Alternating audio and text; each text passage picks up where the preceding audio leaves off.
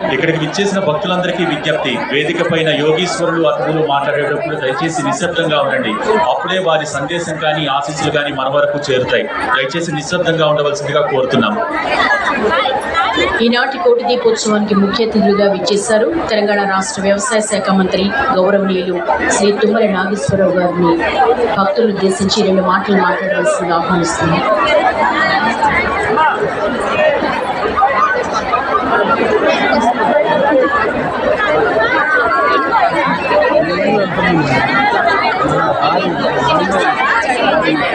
కోటి దీపోత్సవంలో పాల్గొన్నటువంటి భక్తకోటికి ఆ పరమశివుని ఆశీస్సులు దక్కాలని గత 13 ఏళ్లుగా నిర్విరామంగా ఈ భాగ్యనగరిని ఆధ్యాత్మిక శోభగా ప్రవడింపు చేసేటటువంటి పెద్దలు గౌరవనీయులు భక్తి టీవీ ఎన్టీవీ యాజమాన్యం నరేంద్ర చౌదరి గారి రమాదేవి గారి యొక్క ఒక మహాయజ్ఞం భారతదేశంలో భరతఖండంలో